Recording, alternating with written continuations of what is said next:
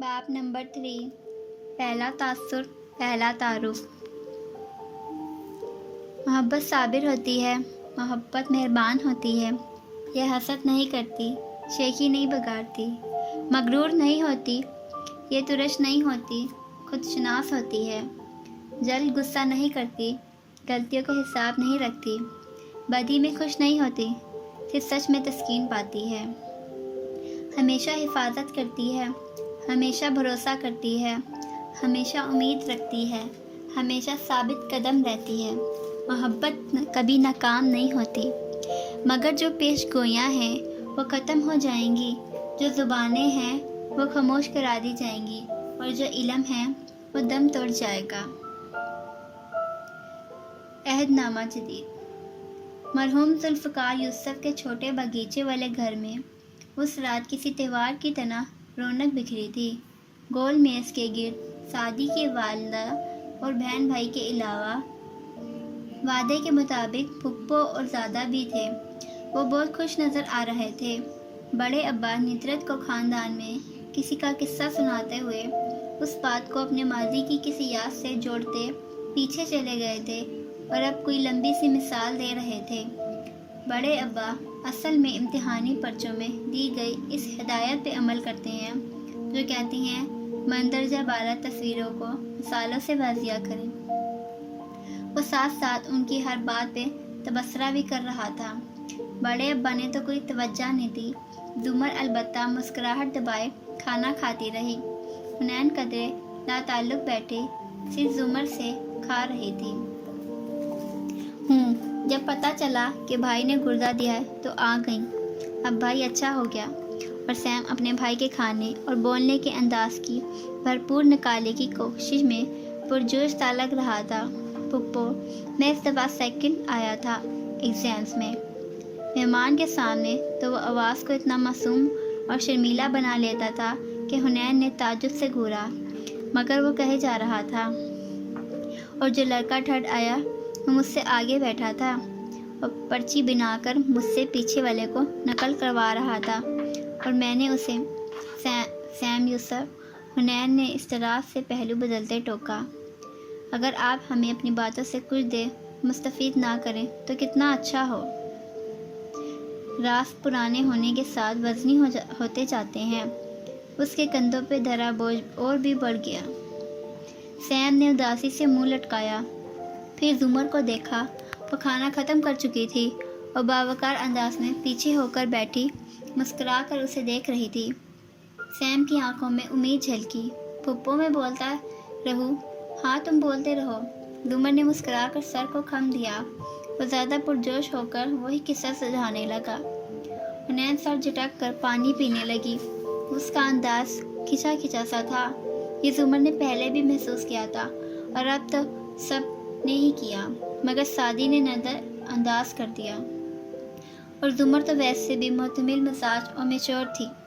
اس نے یوں ظاہر کیا جسے محسوس ہی نہ کیا ہو، اور سیم کے ماتھے کے بال نرمی سے سنوارتی مسکرا کر اس کو سننے لگی۔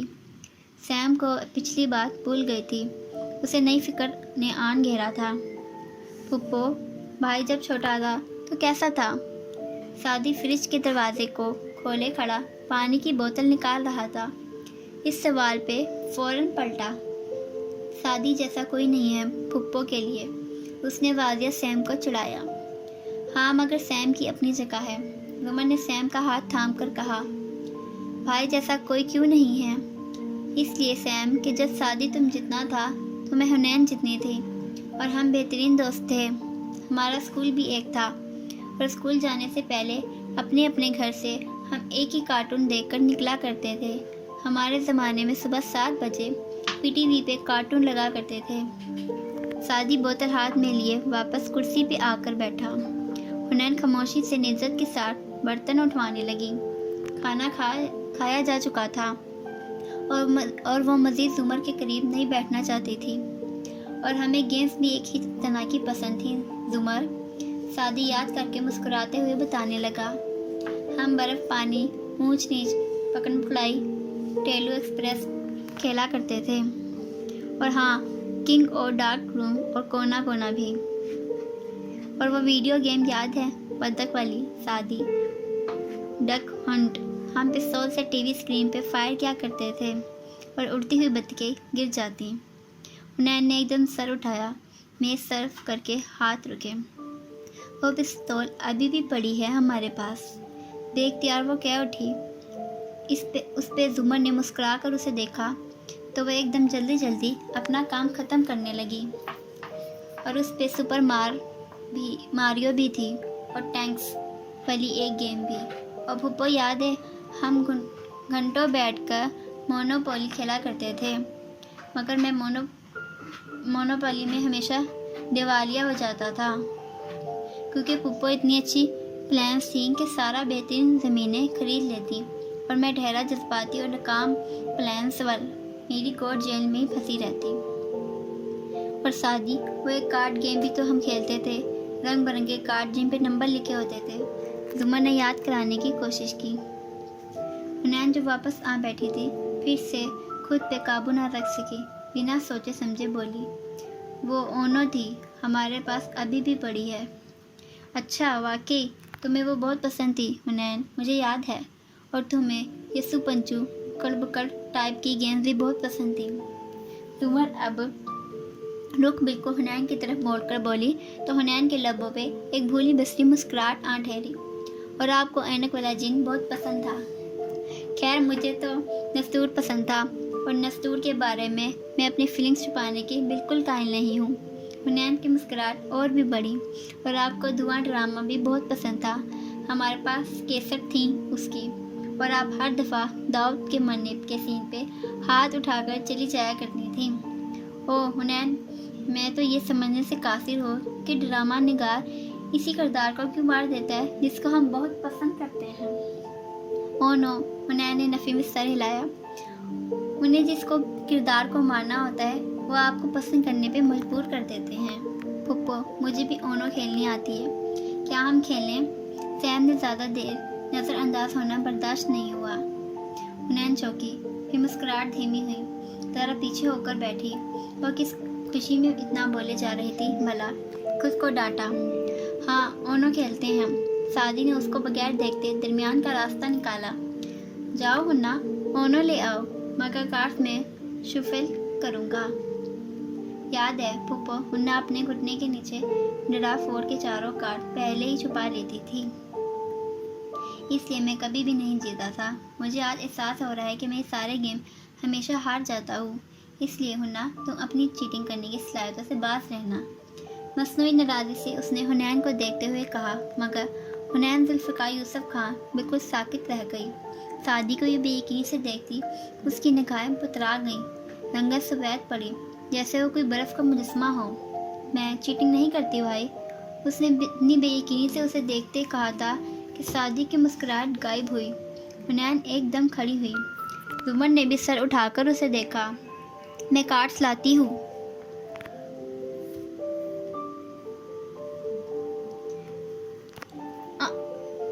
वो मुड़ गई। शादी फौरन उसके पीछे लपका। आई एम सॉरी, मेरा ये मतलब नहीं था। वो शादी के कमरे में स्टडी टेबल के सामने खड़ी थी। जब वो उसके सामने आया, हुनैन सर हिलाकर झुककर दराज खोलने लगी। मुझे पता है तुम कभी चीटिंग नहीं कर सकती, मैं ऐसे मजाक कर रहा था। I know. उसने कार्ड्स निकाले और दरवाज़ा बंद करके सीधी हुई। वह इसी तरह फिक्रमंदी से अपनी बहन को देख रहा था जिसकी रंगत हनोज सफ़ेद थी। हुनैन, हमारा मसीहा सिर्फ एक शख्स होता है और वो हम शख्स हम खुद होते हैं। मुझे पता है भाई। उसने सर हिलाकर फीका सा मुस्कुराने की कोशिश की, फिर मुड़ी तो एकदम कदम जंजीर हुए। शादी का लैपटॉप खुला पड़ा था। जुमर के आने से कबल वो जो काम कर रहा था वो यूं ही रखा था। स्क्रीन पे नंबर चल रहे थे, ऊपर नीचे। हुनैन की आंखों की पुतलियां सक गईं। उसने चेहरा ज़रा आगे को किया। एक हाथ ने धप से लैपटॉप स्क्रीन को कीबोर्ड पे गिरा दिया। उसने चौंक कर भाई को देखा। ओह नो, देर नहीं कराते, गुनाह मिलता है। मगर वो यूं ही शादी को देखती रही। उसकी आंखों में उलझन, शक, सब कुछ था। भाई, आप क्या कर रहे हैं? मगर जुमर उधर ही आ रही थी। शादी, हाशिम कहते उसने फ़ोन पकड़ाया। शादी ने गड़बड़ाकर फ़ोन थामा।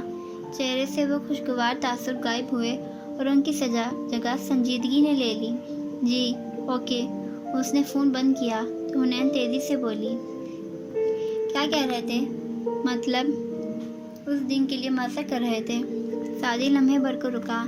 ہاشم نے کہا تھا کہ اس کی سیکرٹری صبح کال کر کے اسے ملاقات کا وقت دے گی، مگر چونکہ اس کا فی الحال ہاشم سے ملنے کا کوئی ارادہ نہ تھا، اس لیے اس نے ہاں کہہ کر بات ختم کر دی۔ آپ گیم شروع کریں، میں آتی ہوں۔ وہاں سے باہر نکل آئی۔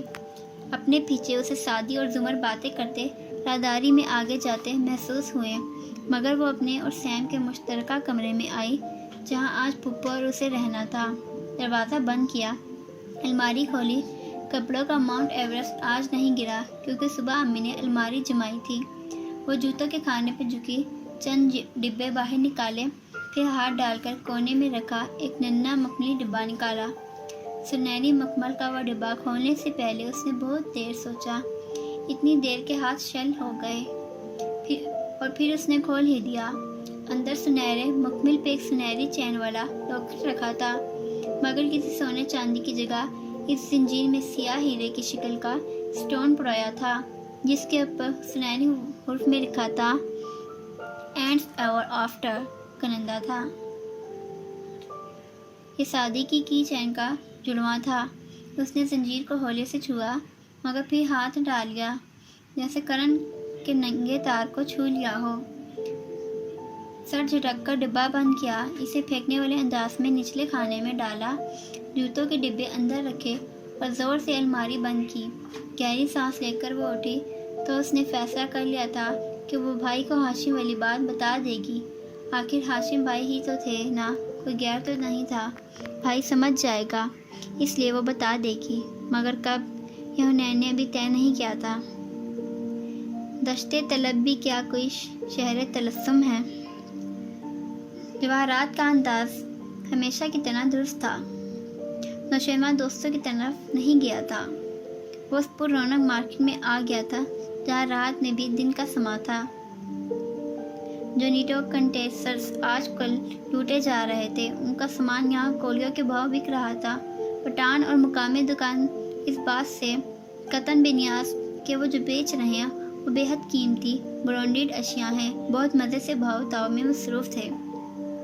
نوشیروان نے کار کہیں دور کھڑی کی تھی اور اب وہ جیبوں میں ہاتھ ڈالے فٹ پاتھ پہ چلتا ہوا آگے بڑھ رہا تھا۔ ساتھ ساتھ اس کی متلاشی نگاہیں آس پاس چہروں کو کھوج رہی تھیں۔ اسی تلاشی میں وہ آگے چلتا گیا۔ کافی دیر بعد ڈرائی فروٹ کی ایک سامنے سے کھلی دکان کے سامنے وہ رکا۔ چند ثانیے پتلیاں سیکٹر کر دکاندار کو دیکھتا رہا جو صافی سے اشیاء جھاڑ رہا تھا، اور پھر آگے آیا۔ جی صاحب، تازہ ڈرائی فروٹ ہے۔ دکاندار اس کو دیکھ کر کپڑا رکھتا جلدی جلدی اپنی اشیاء کی خصوصیات گنوانے لگا۔ نوشیروان نے پہلے دو فقرے تو بیزاری سے سن لیے، پھر بات کاٹ کر بولا، 40 گرام چاہیے۔ بس، مگر کون سا؟ تمہیں پتہ ہے مجھے کیا چیز 40 گرام چاہیے؟ اس کی آنکھوں میں دیکھ کر درستی سے بولا تو دکاندار کے الفاظ حلق میں اٹک گئے۔ اس نے زبردستی مسکرانے کی کوشش کی، مگر رنگت متغیر ہوتی گئی۔ صاحب، تمہیں کوئی غلط فہمی ہوئی ہے، ہم ایسے کام نہیں کرتا۔ میں پولیس والا نہیں ہوں، مال دو تو میں جاؤں، وہ بگڑے تاثرات سے بولا۔ صاحب، میں نے بتایا نا، دیکھ بھائی، میری ایک جیب میں پستول ہے اور دوسری میں بٹوا، میں تجھے کون سی جیب دکھاؤں جو تو میری بات سنے گا؟ کہتے ساتھ اس نے شرٹ کا کنارہ ترچھا کیا اور پہلی جیب میں عرصہ پستول ذرا سا جھلکا۔ دکاندار نے ہاتھ اٹھا کر سر اس بات میں ہلایا۔ گلابی والے قائد اعظم چلیں گے، اندر آؤ اور بتاؤ کون سا چاہیے۔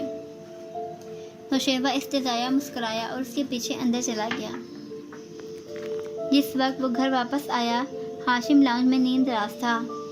منہ کے پاؤں میز پہ رکھے تھے اور سونیا کے سینے پہ سر رکھے ترچھی لیٹی ہاتھ پہ آئی پیڈ پکڑے گیم کھیل رہی تھی۔ وہ ایک ہاتھ سے سونیا کے نرم سیاہ بال سہلاتا، دوسرے میں پکڑے مگ سے گھونٹ بھرتے ٹی وی دیکھ رہا تھا۔ بابا، میرا گیم دیکھے نا، وہ خفا خفا سی بولی۔ ہاشم نے ایک نظر اسکرین پہ ڈالی۔ اتنی دیر سے تو ان لمبی ناکوں والے پرندوں کو دیکھ رہا ہوں، آج تو مجھے ان کی شکل بھی یاد ہو گئی ہے، مسکراہٹ دبا کر کہتا وہ پھر سے ٹی وی دیکھنے لگا۔ آپ کو میرا کوئی گیم سمجھ میں نہیں آتا، وہ مسلسل اسکرین پہ انگلیاں چلاتی کہہ رہی تھی۔ میں اس طرح کے گیم نہیں کھیلتا سونی، اور جو میں کھیلتا ہوں وہ میں ہمیشہ جیتتا ہوں۔ شیرو میرے ساتھ سب گیم کھیلتا ہے۔ ہاں، شیرو اور تمہاری عمر میں زیادہ فرق ہے بھی نہیں۔ ہاشم نے ٹی وی کو ہی دیکھتے جھک کر اس کے بال چومے۔ کیا سونی کو پتہ ہے وہ ماما کے ساتھ چھٹیوں پہ نہیں جا رہی؟ وہ گیم میں مصروف تھی۔ گڈ، میرے دو ایک کام ختم ہو جائیں پھر بابا اور سونی چھٹیوں پہ جائیں گے، ٹھیک؟ اور شیرو بھی جائے گا، اور ماما بھی، اور ممی بھی۔ ماما کے علاوہ سب جائیں گے۔ ماما کے ساتھ سونیا سردیوں میں چلی جائے گی۔ اوکے، اس نے سر ہلا دیا۔ گیم مشکل ہوتا جا رہا تھا، تبھی ہاشم کی نگاہ اندر آتے شیرو پہ پڑی، جو نگاہ ملائے بغیر سیڑھیوں کی طرف بڑھا تھا۔ ہاشم نے اسے پکارا، ہو سکتا ہے کل شادی آئے، میں چاہوں گا کہ تم میرے ساتھ ہو تب۔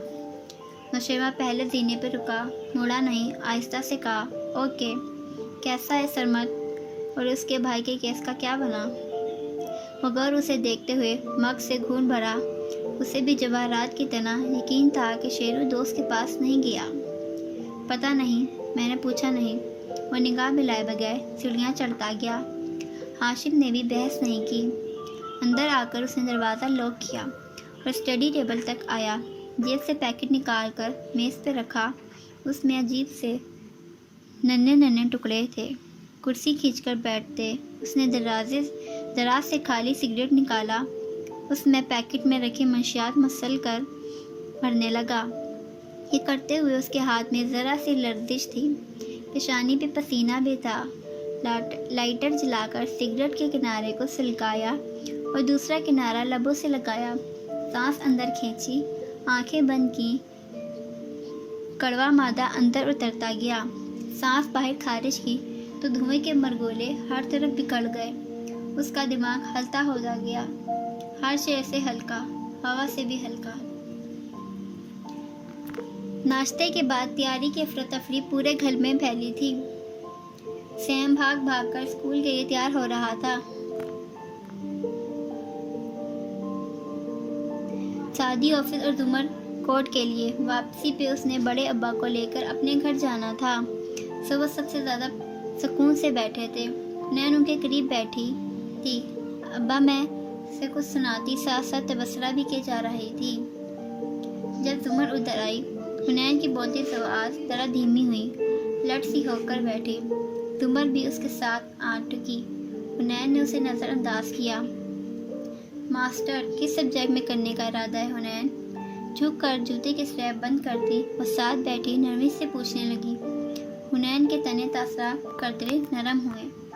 لٹریچر میں یا عربی میں؟ ابھی فیصلہ نہیں کیا، پھر رکی اور اضافہ کیا۔ بیچلرس میں بھی لٹریچر رکھا تھا نا؟ یہ تو اچھی بات ہے، تم اتنی ذہین ہو کر کچھ بھی کر لو۔ وہ اب جھکی ہوئی دوسرا جوتا بند کر رہی تھی۔ حنین ذرا سا مسکرائی، ساتھ ہی وہ اخبار کے کونے کو عادتاً ناخن کے اندر رگڑ رہی تھی۔ مگر مجھے یاد ہے تم نے FSC میں بورڈ میں پوزیشن لی تھی اور انٹری ٹیسٹ میں بھی بہت اچھے نمبر تھے، ٹاپ میرٹ بنتا تھا تمہارا، پھر انجینئرنگ میں کیوں نہیں لیا ایڈمیشن؟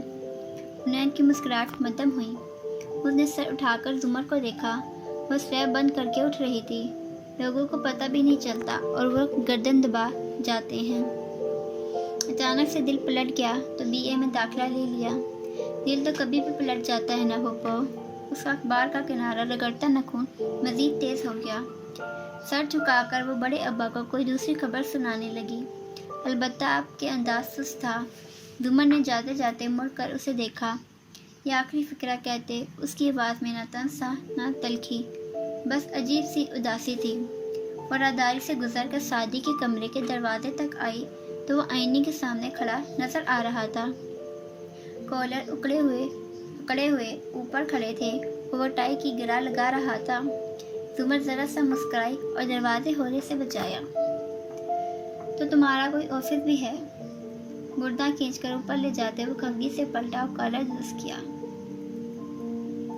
2 سال میں پہلی دفعہ چھٹی لی، وہ بھی صرف 2 ہفتے کی۔ وہ بہت سے چپراسی تک ہر بندہ گزرتے گزرتے تانا دے جاتا ہے، آپ تو ایسے مت کریں۔ اور اتنی لمبی چھٹی کیوں لی؟ سعدی چپ ہو گیا۔ جج پہ آخری دنوں پہ پریشر ڈالنا تھا، ماموں کو نکلوانا تھا، ہاشم بھائی کا لیپ ٹاپ ہیک کرنا تھا، جس کا موقع آپ کے توسط سے مل ہی گیا، اور اب ان فائلز کو کھولنا ہے، مگر چھٹی ختم۔ یہ سب صرف سوچا، جب بولا تو محض اتنا، کچھ ریسرچ ورک کر رہا تھا، اسی کو مکمل کرنا تھا۔ چلو پھر ویکینڈ پہ ملنے کا پلان کرتے ہیں۔ جی، آپ تو شادی میں نہیں آئیں گی نا؟ اس نے سرسری سا ذکر چھیڑا۔ وہ جو مڑنے لگی تھی چونک گئی۔ کس کی شادی؟ اب پورا رشتہ معلوم نہیں، مگر جس لڑکے کی شادی ہے وہ ہمارا بھی رشتہ دار ہے، اور اس حماد کا بھی۔ حماد اور کرن اس لیے تو آئے ہوئے ہیں آسٹریلیا سے، وہ بھی ہوں گے شادی پہ، اور کرن کاردار خاندان کو بالخصوص بلوائے گی، وہ سب بھی ہوں گے۔ سو ادھر آپ حماد کا سامنا نہیں کر سکیں گی، مجھے پتہ ہے، اس لیے آپ کا کارڈ ادھر آیا تو میں نے امی سے کہا کہ پھپھو کو نہ بھیجیں، وہ نہیں آئیں گی۔ زمر کے لب بھیجے اور آنکھوں کی پتلیاں سکڑیں، سینے پہ بازو لپیٹ کر اسے تندی سے دیکھا۔ اور تمہیں کیوں لگا کہ میں اس کا سامنا نہیں کر سکتی؟ آپ نہیں کر سکتی، تبھی تو خاندان میں کسی کی تقریب پہ نہیں جاتی۔ خیر، آپ نے نہیں جانا تو کوئی بات نہیں، میں سمجھ سکتا ہوں۔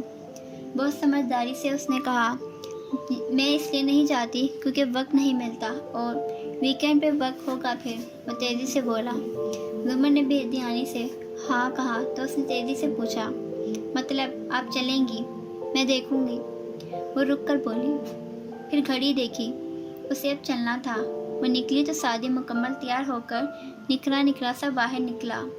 لاؤنج میں بس بڑے ابا تھے، حنین سونے چلی گئی تھی۔ انہوں نے اسے سوالیہ نظروں سے دیکھا۔ وہ تقریب پہ جانے کے لیے مان گئی۔ بالکل، مسکرا کر کہتے اس نے چائے کا کپ اٹھایا اور سامنے بیٹھا۔ بڑے ابا نے تعجب سے اسے دیکھا۔ تم نے کیسے راضی کیا اسے؟ میں کہتا تو کبھی نہ مانتی۔ اب آپ کے پاس سعدی یوسف جیسا دماغ تھوڑی ہے۔ گھوٹ بڑھتے وہ مسکرایا، پھر کچن کی طرف رخ کر کے آواز لگائی، امی آپ ناشتہ لاہور سے لا رہی ہیں یا کچن سے؟ کچن سے میں نے جوتا پھینکا ہے تمہارے قد کا لحاظ کے بغیر، وہ ڈرے اٹھائے مصنوعی خفگی سے بولتی آ رہی تھی۔ سعدی نے واپسی سے دادا کو دیکھا۔ کوئی مانے گا کہ یہ خاتون میرے پیچھے میری بہن بھائی کو میری مثالیں دیتی ہیں؟ مجھے پتہ ہے اچھے سے، جلدی کا شور اس لیے مچاتے ہو کہ ناشتہ آدھا کرنا پڑے۔ اب اگر تم نے یہ ختم نہ کیا نا سعدی، تو مجھے امی نہ کہنا۔ وہ سامنے بیٹھتے ہوئے اس کی شکایت دادا سے لگا رہی تھیں، مسکراتے ہوئے بس سن رہے تھے۔ سعدی نے ہفتے عادت، بس تھوڑا سا کھایا، پھر ہاتھ صاف کرتا اٹھا اور بہت متانت سے ماں کو مخاطب کیا، اچھا ندرت بہن، اللہ حافظ۔ اس سے پہلے کہ وہ واقعی اس کے قد کا لحاظ کیے بغیر ایک ہاتھ جوڑ دیتی، وہ باہر نکل چکا تھا۔ سارا آفس کے لیے تیار کار کا دروازہ کھول رہی تھی جب گیٹ کی گھنٹی بجی۔ اس نے مڑ کر دیکھا، گیٹ اونچا تھا، یہاں سے معلوم نہیں ہوتا تھا کہ باہر کون ہے۔ وہ چابی دروازے سے چھوڑ کر بیگ کار کی چھت پر رکھ کر گیٹ تک آئی اور اسے کھولا۔ آدھا دروازہ کھلتے ہی ہاتھ ٹک ٹک کر رکے۔ باہر فارس کھڑا تھا، ٹی شرٹ، جینز، چھوٹے کٹے بال، سنجیدہ گہری نظریں اور سپاٹ چہرہ۔ سارا نے باقی دروازہ سست روی سے کھولا۔ فارس کوئی نادیدہ لٹ کانسی کے پیچھے الجھتی وہ ایک طرف ہٹی، چہرے پہ تذبذات سا در آیا تھا۔ آپ ٹھیک ہیں؟ سرسری سا سوال کیا، البتہ اس کو گہری نظر سے رہا تھا۔ وہ ہوں اس میں سر ذرا سا ہلا کر مزید ایک جانب ہو گیا۔ میرا اتنی صبح آنا اچھا نہیں لگا، یا آنا ہی؟ اس کی ہچکچاہٹ کے باعث وہ ذرا سا سرد بولا تھا۔ سارا کے چہرے پہ شرمندگی ابھری۔ ایسا نہیں ہے، آؤ، بچیوں سے ملنے آیا تھا میں۔ وہ وہی کھڑا رہا، سارا بھی ادھر ہی کھڑی رہی، مگر اس سے نگاہ نہیں ملائی۔ وہ اسکول کے لیے تیار ہو رہی ہیں، بس ہم نکلنے ہی والے تھے۔ ساتھ ہی اس نے گھڑی دیکھی، جیسے جلدی میں ہو، یعنی کہ اس اور وقت آؤ۔ اس کے چہرے کے بدلتے رنگ بغور دیکھتے وہ خشک انداز میں کہہ رہا تھا۔ سارا نے اضطراب سے چہرہ اٹھا کر اسے دیکھا۔ تم آ سکتے ہو فارس، مگر زیادہ نہیں۔ وہ اس کے تاثرات پڑھ رہا تھا۔ تو آپ کے خیال میں وارث کو میں نے قتل کیا تھا؟ ایسا نہیں ہے، مجھے یقین ہے تمہیں پھنسایا گیا تھا۔ یقیناً تمہارے دشمن بہت ہوں گے اور میرا ادھر آنا آپ کے خاندان کے لیے خطرے کا باعث بن سکتا ہے۔ میں سمجھ گیا، آئندہ دور رہوں گا۔ سر ہلا کر وہ یوں کہہ رہا تھا جیسے واقعی سمجھ گیا ہو۔